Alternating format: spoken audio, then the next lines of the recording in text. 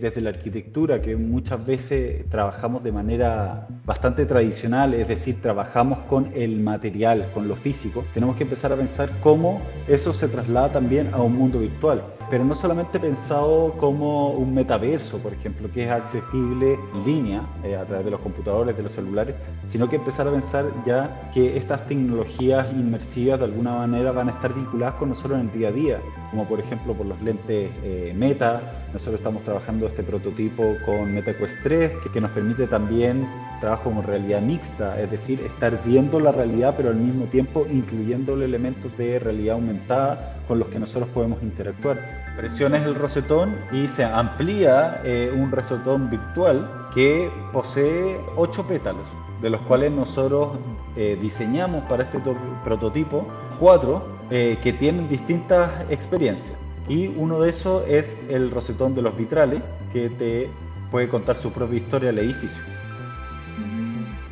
¿Cómo bajamos esa tecnología, esa programación, el día de mañana al día a día y que vivamos con la programación y el elemento que aparece y todo, pero por favor que tenga como sentido y por favor que sea sensible con lo que tenemos al frente? Por lo tanto, ahí yo creo que los diseñadores, los artistas, los arquitectos son clave, porque hay una sensibilidad que tenemos, que es de trabajar esas interfaces de manera que sean como un poco más elegantes, un poco más conectadas con la realidad, más conectadas con la emoción.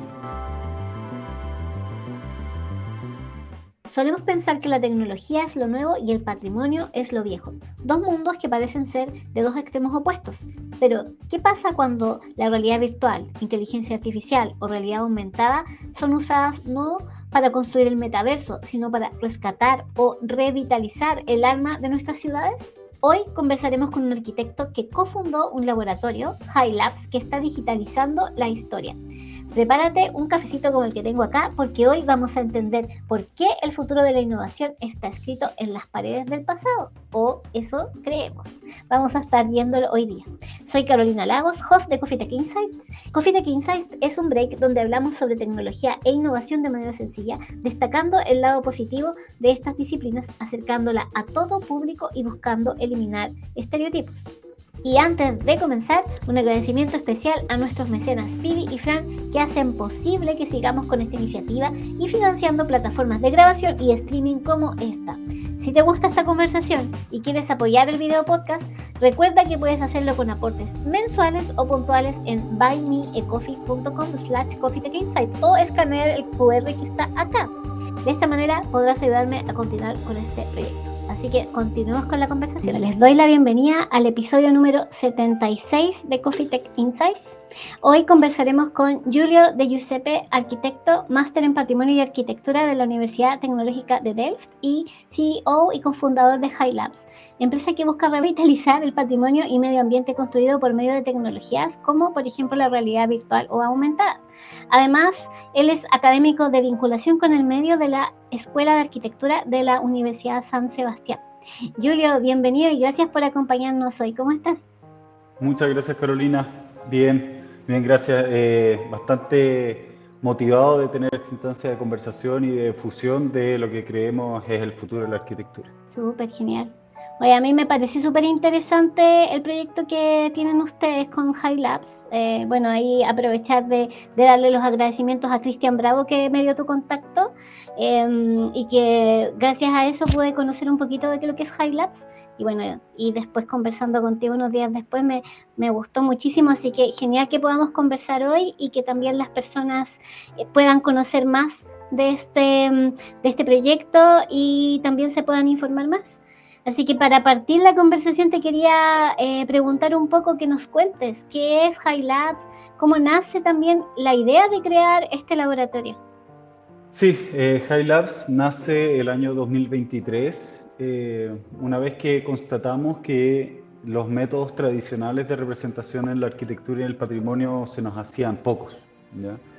Específicamente desde la Universidad San Sebastián comenzamos esta iniciativa con un curso justamente centrado en las maneras en que podíamos transmitir las cualidades de la arquitectura con valor patrimonial. Y ya en esos años comenzaba a aparecer con cada vez más fuerza la representación a través de la inteligencia artificial. Por lo tanto, luego de haber pasado por cursos y módulos que tenían que ver con la representación desde, por ejemplo, el Renacimiento, el concepto de conchinitas, la proporción, la armonía, después pasar por el romanticismo, el valor de la ruina, de la atmósfera, y la ilustración en el valor de la tecnología aplicada, nos dimos cuenta que existía hoy una oportunidad de hablar de nuevos medios que nos podían ayudar a entender y revitalizar lo que hoy en día muchas veces está abandonado, ¿ya? Ahí hicimos un ejercicio donde terminamos llegando a la conclusión de que medios como el video mapping, por ejemplo, podía ser una herramienta bastante potente como para contar historias, ¿ya? No solamente historias que muchas veces son artísticas o bellas, sino que también tienen un sentido profundo y están conectados con la historia, pero sobre todo para traspasarla al público la idea y la necesidad de muchas veces rescatar o revitalizar, como tú decías antes en la presentación. Nosotros en las ciudades hoy por hoy nos encontramos muchas veces con espacios que están abandonados, con espacios que necesitan ayuda porque no tienen ni el tiempo ni los medios económicos como para poder restaurarse. Y a través de nuevas tecnologías, como en el principio fue esta idea del video mapping, nosotros podíamos contar ciertas historias para generar conciencia. Ahí nace High Labs, que significa Heritage Architecture Interventions, pero a la vez le hace un guiño a la inteligencia artificial, ¿cierto? Y Labs quiere decir patrimonio, o sea, laboratorios. Los distintos laboratorios donde nosotros empezamos a intervenir. Entonces, por ejemplo, está la experiencia que trabajamos con la Basílica de los Sacramentinos y ciertas experiencias que hemos trabajado también dentro de vinculación con el medio de la San Sebastián, como por ejemplo la Capilla La Torina en Pichidegua, del arquitecto Joaquín Toesca. Historias que están escondidas, que la gente no conoce y que a través de los nuevos medios, como también es la realidad inmersiva, nosotros podemos empezar a contarla y generar mayor movimiento, mayor interés, para finalmente quizás captar de alguna manera la atención del público, de los medios y de inversionistas que nos permitan revitalizar finalmente físicamente también esos espacios.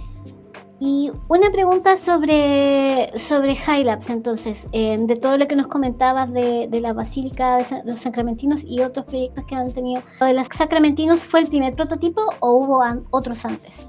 Los Sacramentinos fue, por así decirlo, el puntapié inicial de la relación con una institución, en este caso la Fundación del Santísimo Sacramento, que necesitaba ayuda, ¿ya? Eso es bastante importante decirlo, es decir, nosotros nos podemos encontrar con una gran cantidad de casos a nivel nacional que básicamente necesitan ayuda y la piden a gritos, y esos gritos no llegan a los oídos que deberían, es decir, que si nunca llega gente que realmente esté dispuesta a invertir, por ejemplo, en estos lugares. Y es una institución que lamentablemente tiene graves problemas al interior, en el día a día, y son muy pocas personas las que se hacen cargo de este espacio y no tienen los medios. Por lo tanto, fue una de las primeras instituciones que de alguna manera aceptó esta propuesta de empezar a ocupar nuevos medios tecnológicos para hacer conocido o hacer evidente sus problemas, ¿ya? Entonces sí, fue el primero donde nosotros incluso luego lo postulamos a generar para hacer como una residencia en la institución CRITIC, que es el Centro para la Revolución en Industrias Tecnológicas y Creativas, que nos dio un espacio para desarrollar el prototipo que finalmente terminamos lanzando en el ETM Day, con tecnologías inmersivas y video de captura 360. Sí, justo estaba buscando aquí el link, lo voy a dejar para que las personas lo busquen después. Hay un artículo sobre lo que ustedes realizaron de la Basílica de los Sacramentinos, que por lo que entiendo, cuando estaban recién empezando con este proyecto, ¿no? Así que claro, para que justo Justo antes de iniciar con la construcción de este primer prototipo, que lo que nosotros buscamos no solamente es esta finalidad del rescate patrimonial, sino que también hay un discurso más atrás que para mí es súper importante, que es darnos cuenta de que a futuro, yo diría de aquí a no más de 15 años, nosotros en la ciudad ya vamos a estar viviendo de otra manera. Vamos a estar imbuidos con la tecnología en nuestro día a día. Por lo tanto, creo que es importante desde la arquitectura, que muchas veces trabajamos de manera bastante tradicional, es decir, trabajamos con el material, con lo físico, tenemos que empezar a pensar cómo eso se traslada también a un mundo virtual. Pero no solamente pensado como un metaverso, por ejemplo, que es accesible dentro o en línea, a través de los computadores, de los celulares, sino que empezar a pensar ya que estas tecnologías inmersivas de alguna manera van a estar vinculadas con nosotros en el día a día, como por ejemplo por los lentes Meta. Nosotros estamos trabajando este prototipo con MetaQuest 3 que nos permite también el trabajo con realidad mixta, es decir, estar viendo la realidad pero al mismo tiempo incluyéndole elementos de realidad aumentada con los que nosotros podemos interactuar. Entonces pensamos que en el día de mañana nosotros vamos a estar recorriendo nuestras ciudades y lo ideal es que la vivamos con la sensibilidad que significa vivir en el mundo real y en lo físico, tocando la materialidad, viviendo esa experiencia táctil, por ejemplo, que también incluye otros sentidos como el escuchar, el poder oler, ¿cierto? Pero pudiendo acceder a ciertas historias si es que yo lo decido así. Por lo tanto, la ciudad y estos espacios patrimoniales deberían empezar a trabajar la inclusión de ciertos elementos o interfaces con las que nosotros podamos interactuar.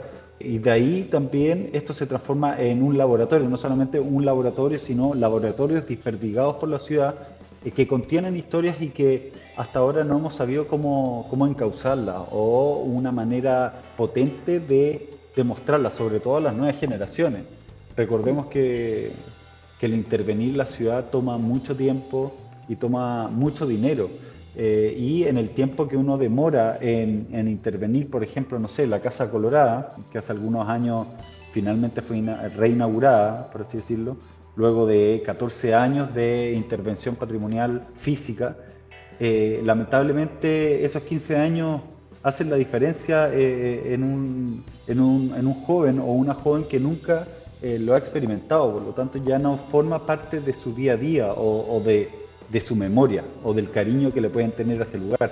Por lo tanto, pensamos que intervenciones desde la virtualidad o desde lo inmaterial, como lo serían ciertas inclusiones de elementos interactivos en la realidad virtual, sería beneficioso para poder así siempre estar de alguna manera presente y no suponiendo cerrar estos espacios para intervenirlos solamente desde lo material. Perfecto. Oye, y una pregunta sobre, entonces High Labs nace desde docentes como tú de la Universidad San Sebastián, o también hay personas involucradas desde otras universidades o personas que no están dentro de la universidad. ¿Cómo son La los idea fundadores? teórica, es decir, como ese momento un poco de donde se prende la ampolleta, nace desde este curso que te comento yo, que es un curso, un electivo de patrimonio, de la representación en la arquitectura del patrimonio. Sin embargo, luego yo esta idea la sigo impulsando de manera independiente a través de la conformación de High Labs como un equipo multidisciplinario, ¿ya? Ahí se involucra Jimena Vergara, que es doctora en literatura, y José Figueroa, que es museógrafo también de la Universidad de Chile, quien ha trabajado con tecnología en estos espacios museográficos, en diseño de experiencias, desde lo arquitectónico, pero también vinculándose con tecnología, ¿ya? Y Jimena tiene una historia bastante larga de investigación patrimonial desde, por ejemplo, el cine, por lo tanto, lo que son ciertas tecnologías en su relación con el patrimonio. Entonces, la idea de tener que, por ejemplo, primero investigar profundamente un caso patrimonial o uno de los laboratorios, ¿cierto? Investigarlo profundamente para descubrir cuál es la esencia de esas historias que tenemos que contar, es muy importante esta primera etapa investigativa de recabación de antecedentes archivísticos, para luego armar un relato coherente de cómo entregarles información y generar el diseño de esta interfaz a través de tecnología para después llegar al producto. Y yo digo multidisciplinario porque entre los tres fundadores, Jimena, José y yo, también se podría hablar de la transdisciplina, porque siempre estamos enfocados en trabajar con instituciones reales, fundaciones, en fin, gente que muchas veces es propietario de estos espacios patrimoniales y que simplemente no tienen los medios para desarrollar o continuar con su vida. Eso fue lo que es el origen de High Labs, y luego entramos también a la definición a través de Critic y continuamos nuestra relación con la Universidad de San Sebastián y sobre todo entre las escuelas de arquitectura, animación digital y patrimonio que conforman una sola facultad, ¿ya? Que es la Facultad de Arquitectura, Arte y Diseño. También nos hemos relacionado con otras instituciones, por ejemplo, en uno de los eventos importantes que desarrollamos también el año pasado fue la apertura de la cripta de la Basílica de los Sacramentinos a través de un show interactivo con The Light Lab, y esa experiencia la desarrollamos en conjunto con Jimena, que también es docente de la Universidad Diego Portales, en un curso que ella le llamó Patrimonio en Tensión. Y en este curso justamente nos involucramos con esta tecnología del video láser, las proyecciones lumínicas y también la música como activador y generador de eventos que de alguna manera interactúan con la gente en una nueva dimensión y también abran estos espacios que muchas veces están olvidados. Por lo tanto, si bien nace una idea o un germen de idea desde la academia, desde la Universidad de San Sebastián, luego nosotros nos generamos como equipo y comenzamos a generar distintos vínculos que nos permiten ir levantando este proyecto e ir generando los laboratorios que finalmente culminan en un prototipo factible y real, que incluso se lo presentamos a través de Critic a la Dirección de Patrimonio. Ah, perfecto.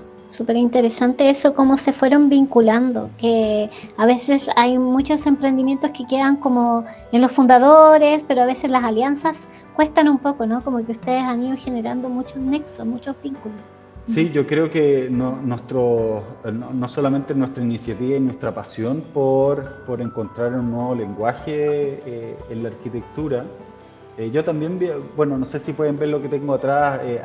Yo trabajo con maquetas, trabajamos con imágenes, trabajamos con patrimonio, pero en el fondo de alguna manera nos tenemos que esforzar por entender de que el futuro trae cambios y tenemos que aprovechar de la mejor manera esa intersección entre lo que creemos que va a pasar a futuro, donde la inteligencia artificial, la virtualidad, estos nuevos mundos mucho más interactivos desde la tecnología, se empiezan a cruzar con la sensibilidad que puede otorgar lo físico, el material, la luz, el calor, la sombra. Todos esos elementos creemos que tienen que conjugarse para generar un nuevo lenguaje donde ambos como que de alguna manera se potencian. Yo creo que si es que nos mantenemos en la tecnología por la tecnología, es un peligro porque va a perder como el verdadero centro de lo que somos como especie, ¿cierto? Como seres humanos que vivimos en una tierra y vivimos a través de nuestra conexión también de lo material, de lo físico. Nosotros nos tocamos, nosotros nos abrazamos, hablamos cara a cara, eso no se puede perder, pero de alguna manera creo que hay una estrategia en entender de que la virtualidad o la realidad aumentada ciertamente nos puede traer y abrir la puerta a una nueva dimensión de información y entendimiento que de alguna manera creemos que puede ser la llave para generar conciencia, para rescatar ciertos lugares y que nuestra memoria, que es súper frágil, no se pierda en la historia. Muchas veces podemos olvidar y estas historias tan importantes tienen que soportarse en la virtualidad como para seguir pegando el carro de la historia de estos lugares que están desperdigados por la ciudad, que son tan importantes y que cuentan de dónde venimos, quiénes somos. No, y más que al parecer, ayer de hecho hablaba con una amiga que trabaja en patrimonio igual y me contaba de que parece que ahora quieren hacer ya un tercer día del patrimonio, como que cada vez se están sumando más, o sea, hay un interés de la ciudadanía también por el patrimonio y está súper bueno, ¿no? No sé cómo lo ves tú, ¿eso ayuda a estas labores O sea, de totalmente, poner en sí. conciencia? O sea, hay una labor de difusión importante de la gente que trabaja en el Consejo de Monumentos, por ejemplo, que entiende que que por una parte tenemos que tener un Día de los Patrimonios, existe un Día del Patrimonio Sagrado en el que también hemos participado, existe un Día del Patrimonio que es más enfocado en los niños.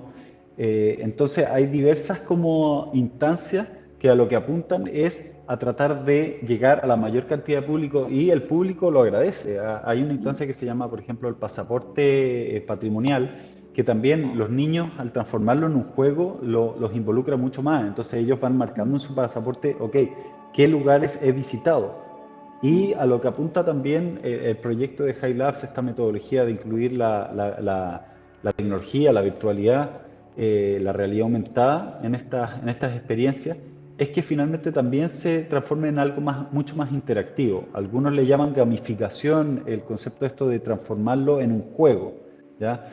Nosotros, uno de los modelos que manejamos le decimos la ciudad como un juego, City as Game, donde tenemos que entender de que en este gran tablero, por así decirlo, que es la ciudad, que es el plano de Santiago en este caso, nosotros podemos ir reconociendo estos lugares desperdigados y de alguna manera conectarlos con un relato. Por ejemplo, si es el Día del Patrimonio Sagrado, ok, ¿cuáles son las iglesias que han sido importantes? ¿Cuáles son las casas parroquiales? Si es el día de, no sé, una relación, por ejemplo, con un país europeo como Francia, ok, ¿cuáles son esos casos patrimoniales que vinculan Chile con Francia? ¿Cuál es esa historia que podemos ir contando?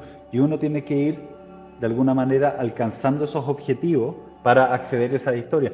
Por lo tanto, sí, yo creo que no solamente el Día de los Patrimonios, sino una multitud de otras instancias donde se ve que la gente está deseosa por interactuar.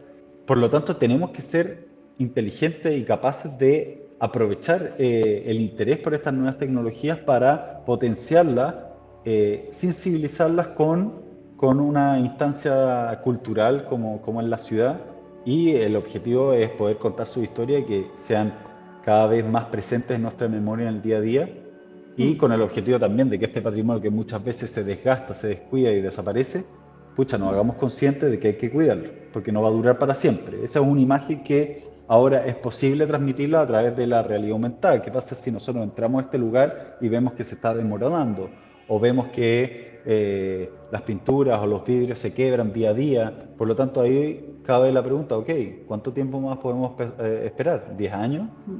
¿15 años? Porque esto no va a estar para siempre ahí. Por lo tanto, esa imagen que sea más gráfica, creemos que nos puede ayudar a ser más conscientes. Perfecto. Oye, y sobre eso mismo, ¿tienes algún video, alguna imagen que podamos ver? Yo tengo algunas del Instagram que podríamos compartir, pero quizás tú tienes algo más. Sí, tengo el video del prototipo. Bueno, esta es la experiencia que obviamente al verla en los lentes MetaQuest 3, esto es 100% inmersivo. O sea, acá estamos grabando para que se vea en la pantalla, por lo tanto se pierde algo de lo que significa estar realmente en el lugar.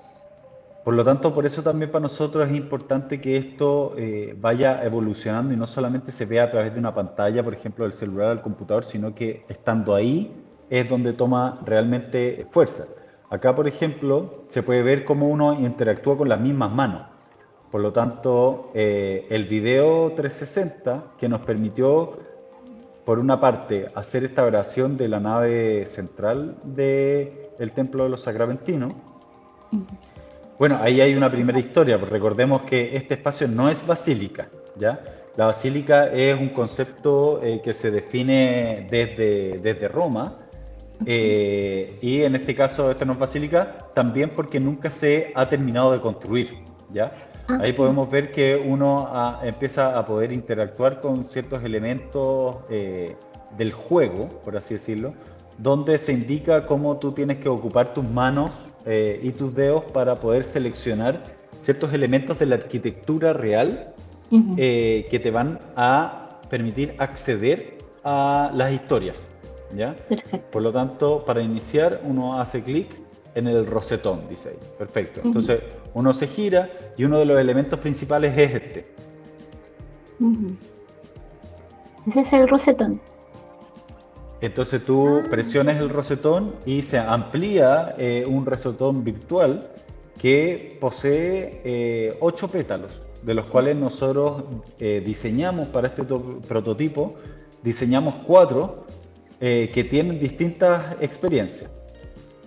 Y uno de esos es el rosetón de los vitrales, que te puede contar su propia historia del edificio. Wow, qué bueno.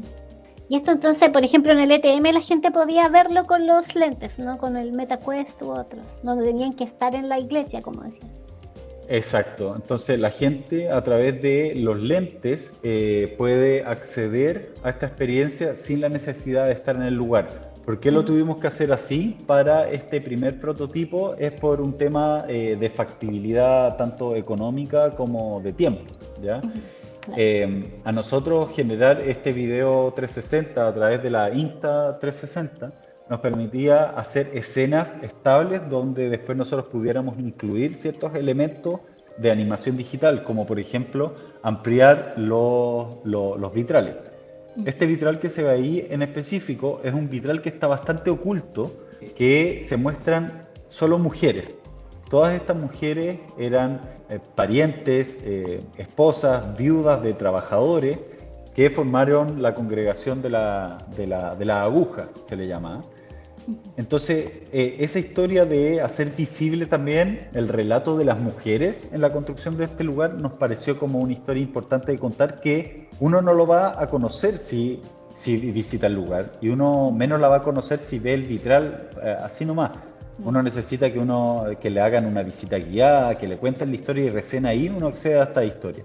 Entonces, de alguna manera, sentimos que estas visitas, patrimonio expandido, le decimos, son como visitas experienciales guiadas, pero aumentadas, ¿ya?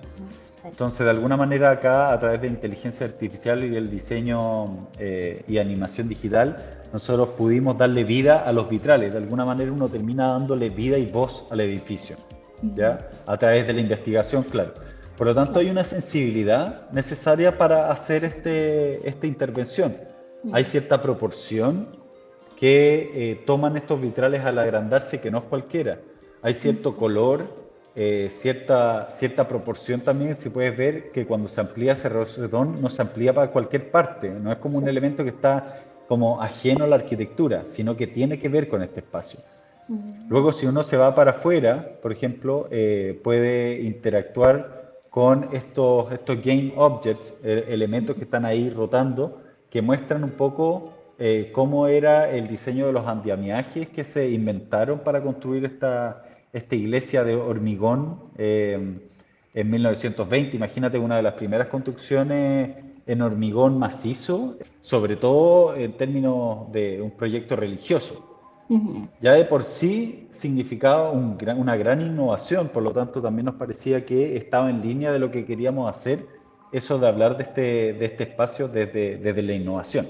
En esta siguiente escena, nosotros nos podemos ir al segundo piso y empieza a temblar, ¿ya? Empieza a temblar y se quebran las bóvedas, empieza a caer material. Al estar al segundo piso, a uno le da mucho más vértigo el estar ahí. Incluso muchos de los que lo han probado le ha generado cierto miedo.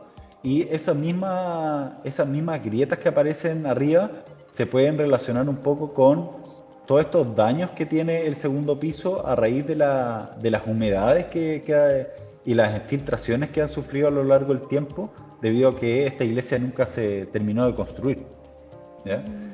Claro. Por lo tanto, ahí hablar de los daños y de lo que puede venir al futuro. Después, si nosotros nos vamos a la cripta, de alguna manera donde es la oscuridad el principal elemento, podemos ver videos de fotos de archivo, como esa que acabamos de ver, que es durante la construcción de la cripta, fotos de archivo que nos pudimos conseguir debido al trabajo que realizamos junto con Zenfoto, quienes tienen el archivo de Ricardo Larraín Bravo, y a través de inteligencia artificial nosotros podemos animar esas imágenes y darle vida. Esta, por ejemplo, fue muy interesante porque nosotros teníamos 4 fotos de archivo de la construcción de la nave central, pero eran 4 fotos inconexas. Entonces, a través de inteligencia artificial nosotros pudimos conectarla y generar una foto mayor que no existe, y al mismo tiempo también darle movimiento a través de generar el video con Runway, y de alguna manera estamos viviendo una imagen del momento de la construcción que nunca sucedió, o sea, que nunca existió. Entonces, también hay un trabajo importante de curatoría, pero también de filtro de cómo uno cuenta la historia. Recordemos que las inteligencias artificiales tienen un sesgo importante, vienen hechas, ¿cierto?, en Estados Unidos, Europa, en China. Por lo tanto, que nosotros generemos experiencias desde algo mucho más sensible que tiene que ver con lo propio, con la identidad, se vuelve una herramienta muy importante para justamente acabar muchas veces con los sesgos a los que nos relacionamos al trabajar con inteligencia artificial. Por lo tanto, el concepto yo creo que se traduce un poco a eso, a pasar de entender que la arquitectura son elementos construidos, a entenderlos ahora como sujetos comunicantes, y sujetos comunicantes que al educarlos con su propia inteligencia artificial, pero desde la identidad y el patrimonio, nosotros podemos sensibilizar y también superar los sesgos que muchas veces están presentes en el trabajo con la inteligencia artificial. ¡Ay, qué genial! Me gustó mucho el video, muy interesante lo que van mostrando. Muy interesante cómo van dándole valor, como decías tú, a lo patrimonial. Pensaba en esta misma basílica de los sacramentinos, que puede ser que mucha gente ni siquiera la conozca, personas de zonas extremas en Chile que a lo mejor nunca, o niños que nunca han venido a Santiago, o así como otros lugares patrimoniales, ¿no? Hay un concepto de la accesibilidad que tú mencionas ahora que es clave. O sea, no solamente la gente que se encuentra en regiones, sino la gente que muchas veces está impedida de acceder a ciertos lugares por circunstancias físicas. Por lo tanto, este espacio de la virtualidad, de la inmersión, nos permite, por ejemplo, escuchar, no solamente centrarse en el ver, sino en escuchar al edificio que te cuente su historia, ponerle una voz, acceder remotamente. Muchas veces, lamentablemente, por ciertas circunstancias de inmovilidad, mucha gente no puede ir a los lugares, por lo tanto ahí al menos se puede acercar. Pero yo diría que si es que uno se va a acercar en la casa, al menos que en la casa, no sé, tenga, yo diría, no sé, cómo uno puede tener un trozo de material que uno lo toque, por ejemplo, mientras está viendo esto.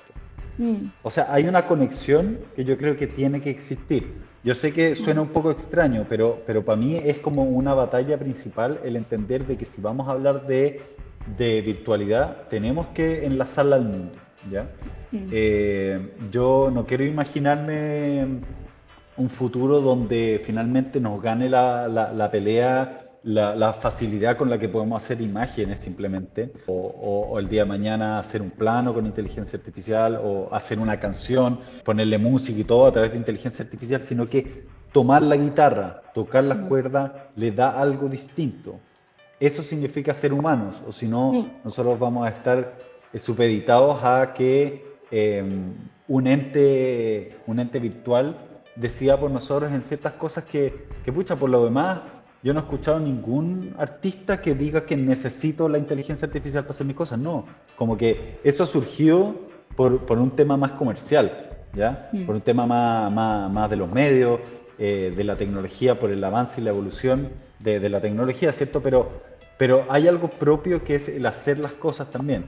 Por lo tanto, esa es una de las peleas que nosotros estamos dando desde ya, es en tratar de encontrar esta interfaz, este justo medio de equilibrio donde lo que yo proyecte o lo que yo cree tiene que estar dentro de ciertos parámetros de diálogo con lo real, con la fisicalidad, con la materialidad, con las atmósferas.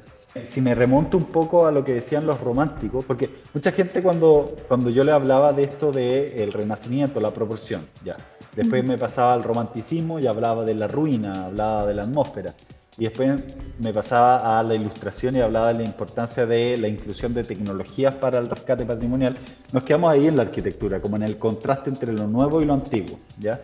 Pero lo que decían los románticos, por ejemplo, es que la ruina debería quedarse tal cual es, porque la ruina es un momento y en sí es una belleza y cuenta una historia importante, ¿ya?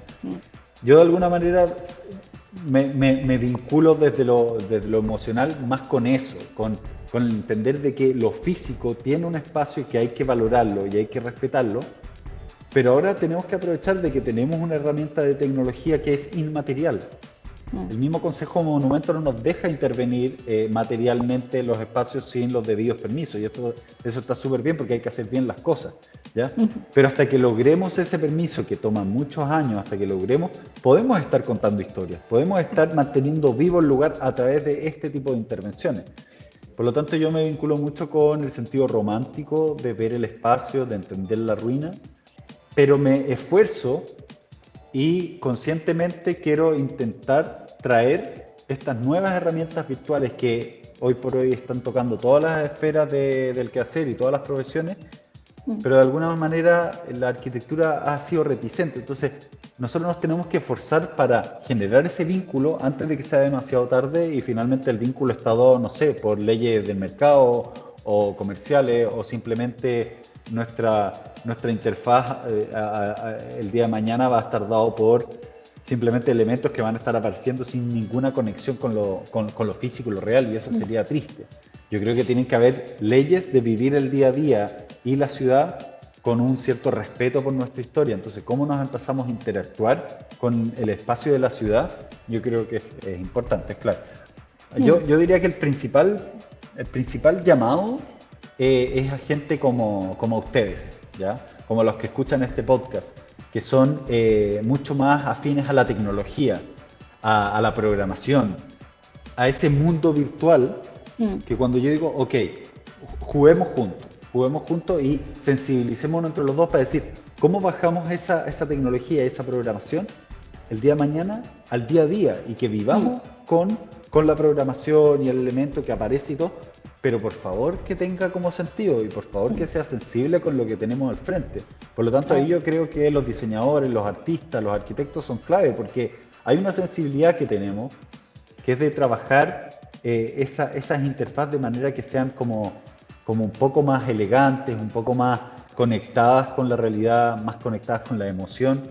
Y creo que si nos potenciamos entre los dos mundos, ahí es donde vamos a obtener algo bueno y no vamos a terminar simplemente acostados en nuestra cama con anteojos de realidad virtual sin ver nada de lo que pasa alrededor y solamente concentrados en la información, que yo creo que sería una pena.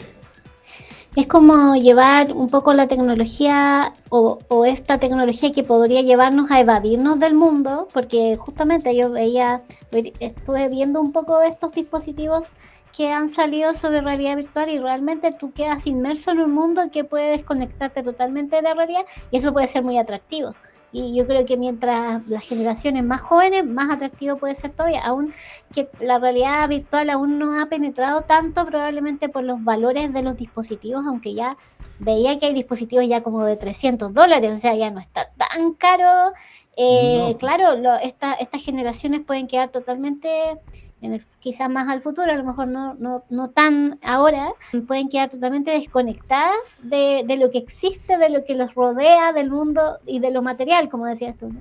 O sea, vamos, Carolina, a tomar el metro hoy día. Vamos juntos a tomar el metro, imaginemos estamos acá y estamos todos así mirando para abajo. Entonces, eso ya es un hecho y lo damos por sentado. Incluso cuando caminamos por la vereda, estamos mirando para abajo y solamente levantamos la vista cuando sabemos que hay una luz, que es el semáforo, y tenemos que parar y ahí quizás tomamos, pero después de nuevo estamos así. Entonces, el día de mañana vamos a levantar la cabeza y vamos a tener nuestros lentes o nuestro chip o lo que sea, porque la intersección también biológica, tecnológica es algo que viene y que va a pasar.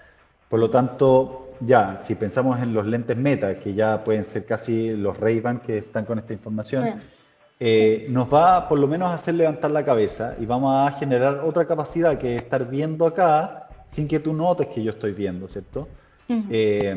Pero quizás al menos puede estar un poco más conectado. Ok, tenemos que potenciar la posibilidad de estar accediendo a información. Yo creo que las generaciones posteriores van a tener una capacidad cerebral que les va a permitir hacer varias cosas a la vez, pero accediendo a información, como nosotros ahora lo hacemos acá, porque es lo mismo, hoy día lo hacemos así y es peor, porque estamos así y no sé, nuestro cuello está sufriendo. De mañana va a estar acá, pero que podamos estar de repente accediendo, pucha, ¿por dónde entro a este edificio? Toco y aparece, cierto, la indicación. Qué bonito este acceso, qué bonita esta escalera, qué bonito este pilar, qué bonito edificio, ¿quién lo habrá hecho? Tú, y ahí aparece la información. Entonces, hay algo como de información que sí o sí va a aparecer.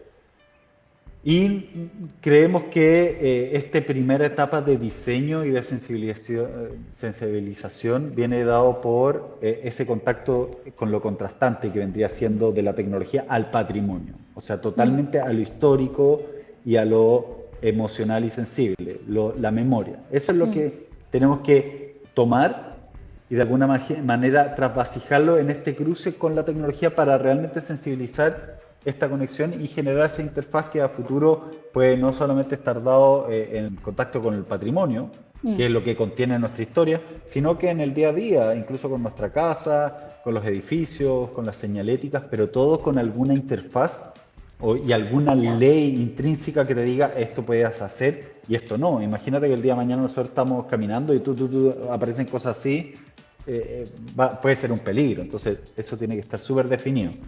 Y desde ya, desde High Labs, estamos tratando de encontrar esa manera de interacción.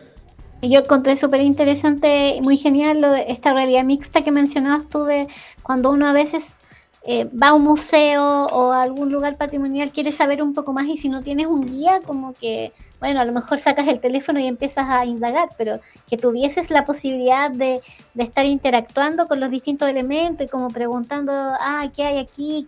Y que te vaya dando como la historia, está súper buena.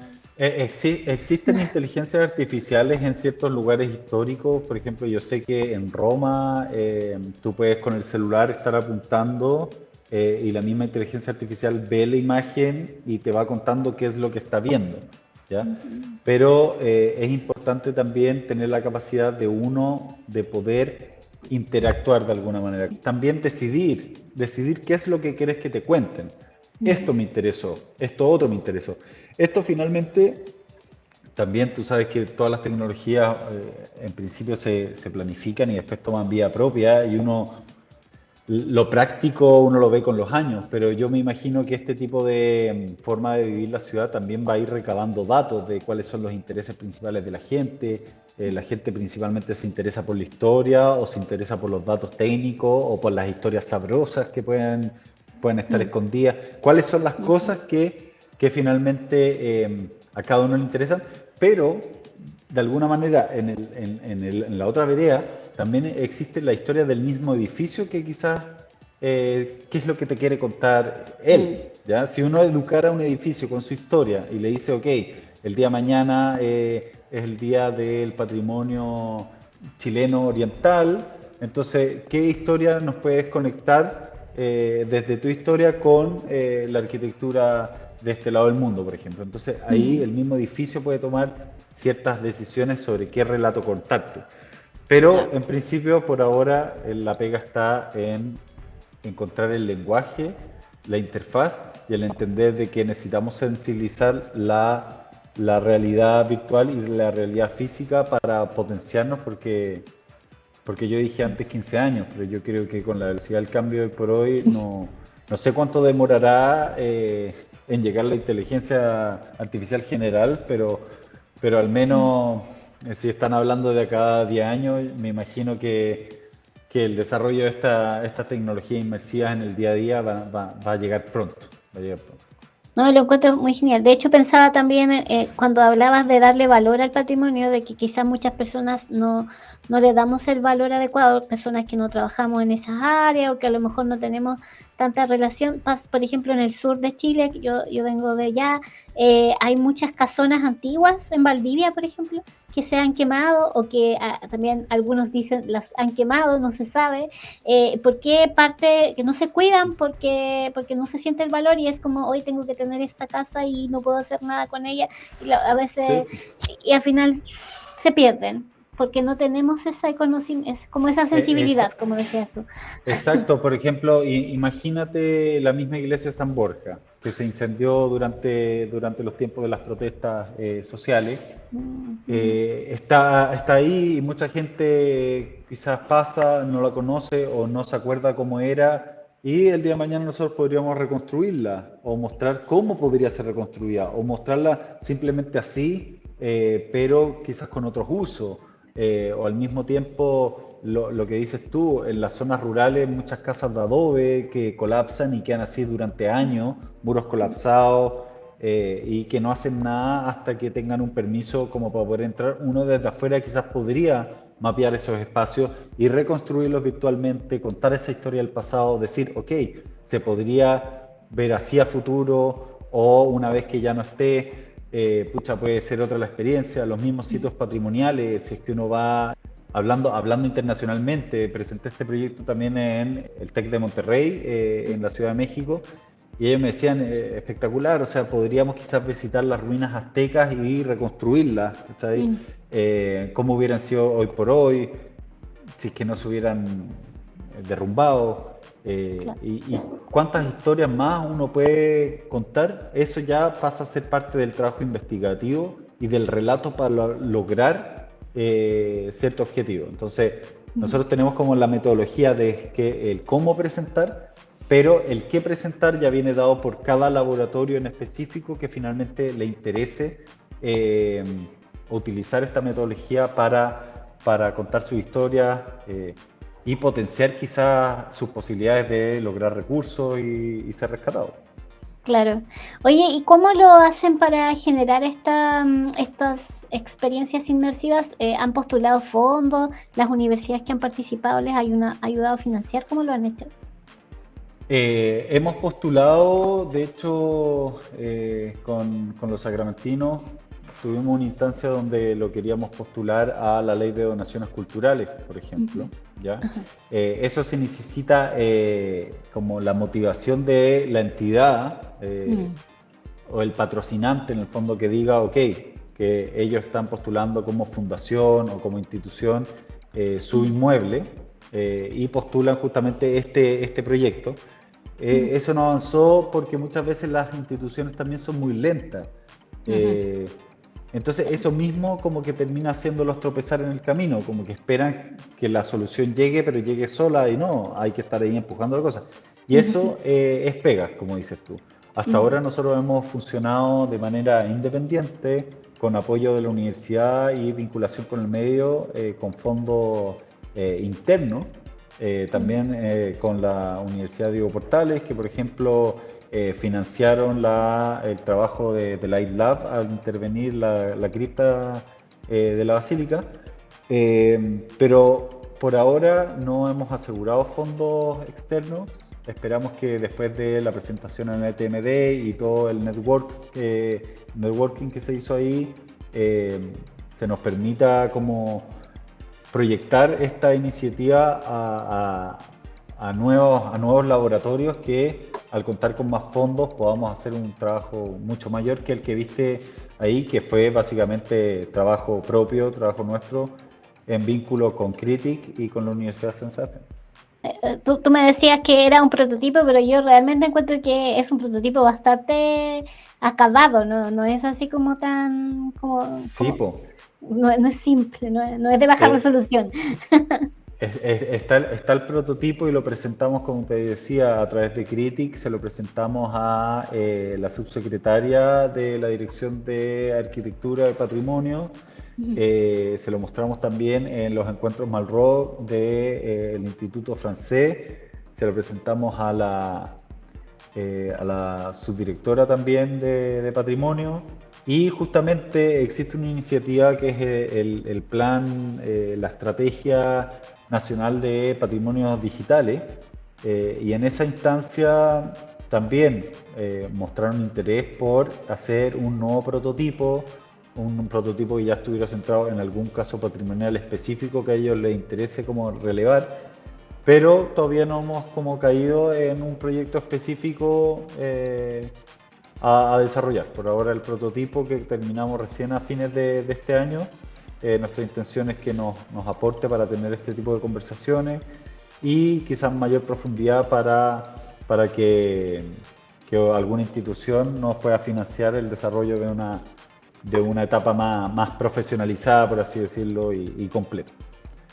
súper Creemos, bueno. creemos también de que ciertas como piezas clave de este proyecto es el turismo, ¿ya? Mm, La educación, todos elementos que de alguna manera se vinculan con el conocer nuestra historia, con darla a conocer, con mostrársela a extranjeros, por ejemplo. Entonces hay ciertas circunstancias que yo creo que sí se verían bien beneficiadas y donde podría haber una inversión un poquito más potente para desarrollar este tipo de experiencia inmersiva, que hasta ahora tienen un discurso académico, pero vemos que tienen una aplicación real súper factible y potente.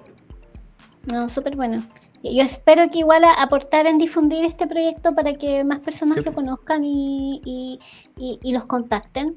Ahí no sé si tienen algún correo de contacto o es en el Instagram. ¿Cómo es el proceso? Si alguien quiere sí, saber a más o través del contactar. Instagram High Labs, Mm, High-Labs, ujú. eh, ahí nos podemos contactar. Ya, perfecto. Yo voy a dejar igual en la descripción del video esos links para que el de High Labs y también el de la noticia del diario financiero que comentamos al principio ahí para que lo vean las personas. Súper, Em, perfecto. sí. Hay un pequeño spoiler.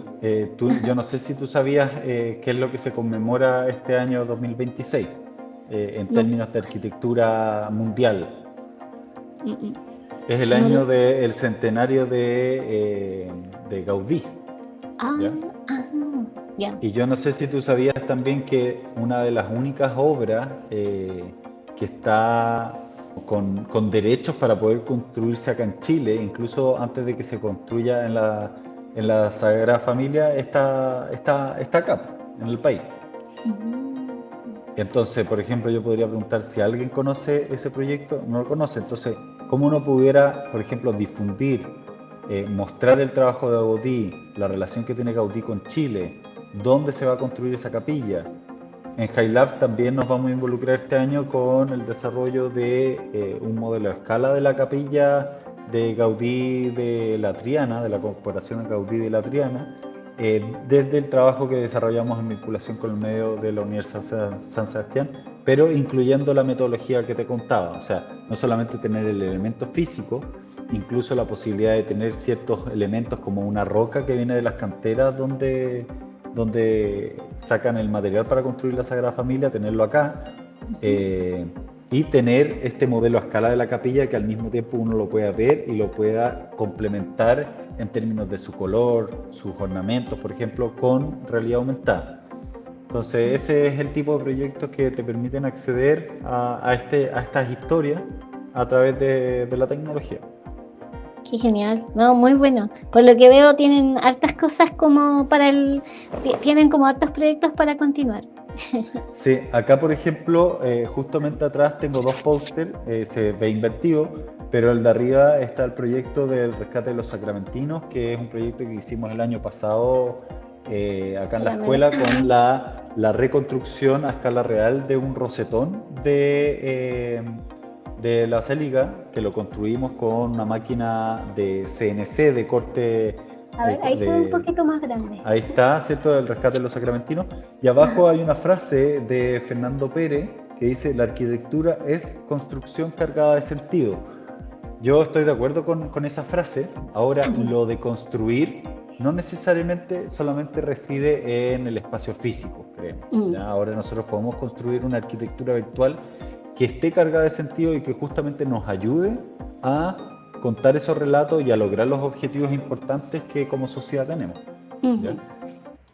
Oye, y así en unas pocas palabras, ¿cómo ves que podría ser este tipo de proyecto en Chile y en Latinoamérica en unos 5 a 10 años? ¿Cómo crees que podría ir aportando High Labs o proyectos similares a poner en valor el patrimonio arquitectónico? Sí, yo el cuento me lo creo 100%. Yo creo que desde Chile y Latinoamérica somos más que capaces de aportar a las nuevas tecnologías, pero sobre todo con sentido y con sensibilidad, que es lo que nos caracteriza desde el sur global. ¿Ya?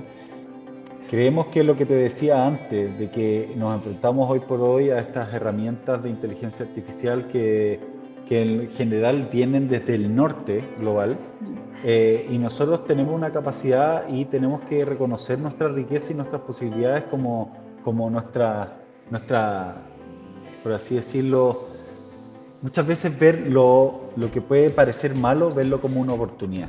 ¿Ya? Nosotros tenemos grandes casos patrimoniales en abandono, por lo tanto existe como una biblioteca, por así decirlo, de casos potenciales de experimentar con estas nuevas metodologías que quizás otros lugares no tienen. Tenemos una historia muy rica, muy potente, que puede como alimentar también todos estos relatos que tenemos que mostrar. Por lo tanto, siento que hay mucho campo y un campo abierto para la innovación endémica desde lo que nosotros tenemos, desde lo que no nos es propio, aprovecharlo para potenciarlo y generar estas nuevas oportunidades. Por lo tanto, tenemos casos de ciudades que lamentablemente muchas veces se ven medios en abandono, pero tenemos la potencia tecnológica y la capacidad intelectual también, institucional, humana, como para echar a andar este tipo de iniciativas. Y como tú veías antes, gran parte de los videos que nosotros hicimos con inteligencia artificial la hicimos con Runway, que es una empresa que fundaron 2 chilenos. Por lo tanto, hay que creerse el cuento y ver realmente que las buenas ideas pueden cambiar un poco la manera en que vivimos y quizás aportar soluciones. Yo en verdad creo que los sesgos con los que trabajamos con la inteligencia artificial hoy en día se pueden solucionar una vez que empecemos a entender que nosotros no tenemos que entrenar una inteligencia artificial en estos casos, sino que la tenemos que educar. El concepto de entender de que este algoritmo que se crea y que se va alimentando y que se va nutriendo, también muchos hablan de que es como un algoritmo bebé, que de alguna manera hay que ir entrenando, dicen todos, pero no hay que entrenarlo, hay que educarlo de manera sensible, con ciertos elementos para que finalmente tome decisiones que tienen que ver con la identidad que uno le entrega, que es una identidad local, una identidad que proviene desde lo nuestro propio, desde nuestra memoria, nuestra historia, nuestro patrimonio finalmente. Por eso yo creo que la capacidad que podemos tener acá en Latinoamérica de trabajar con un patrimonio muchas veces en descuido es justamente esa potencia de que finalmente nos puede ayudar a educar estas herramientas para que cada vez empiecen a perder los sesgos con los que vienen en un origen. Oye, genial. Ha sido una conversación súper genial. Nos hemos pasado un poco del tiempo, pero creo que valía la pena conversar sobre todos estos temas.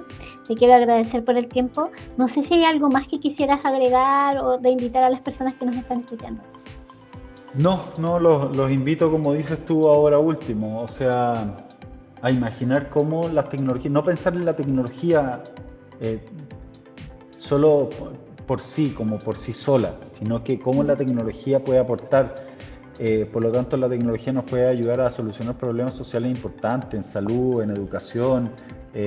Ahora estamos hablando de patrimonio y arquitectura, pero yo siento que mientras entendamos de que este diseño tecnológico, la programación, los algoritmos, tengan un fin humano, un fin social, un fin que nos ayude como especie en el fondo a mejorar, yo creo que ahí vamos a tener futuro.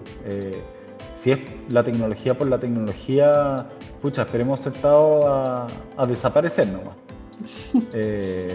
Esperemos que la tomemos como un aliado que nos permita evolucionar y evolucionar con sentido, a crecer como especie más que a suplantarnos, básicamente. Y también tener como esperanza en que también nuestro intelecto, justamente por la misma emotividad que tenemos nosotros, no va a ser reemplazado. Pero siempre y cuando nosotros avancemos como de manera consciente en las cosas que son importantes y no simplemente en los desarrollos materiales tecnológicos. Eso, principalmente. Súper de acuerdo, también muy de acuerdo y busco también que con este espacio de conversación veamos las maneras en que la tecnología pueda ser beneficiosa. Eso creo que es súper relevante. Así que te agradezco un montón, Julio, por la conversación de hoy y también agradezco a las personas que nos hayan acompañado y también les invito a compartir este video para que más personas conozcan sobre HiLabs y todo lo que están desarrollando. Así que estén súper bien, nos vemos la próxima semana y que estés muy bien, Julio, y tengas unas felices fiestas. Ya, igualmente. Chao, gracias. Y antes de terminar, recuerda que puedes seguirnos por las redes sociales, tanto por LinkedIn, Instagram y Spotify, TikTok también, pero también te invito encarecidamente a que te suscribas a nuestro canal de YouTube, donde podrás ver todos los episodios de esta y las temporadas anteriores. Y junto con ello, también te invito a que en Buy Me a Coffee, si es que te interesa que continúe con este proyecto de Coffee Tech Insights, así como Pili y Fran, que nos dejan sus aportes mensuales, tú también puedes apoyar esta iniciativa en buymeacoffee.com/coffeetechinsight o yendo al QR que está aquí. Así es que muchas gracias y espero que tengas una excelente semana.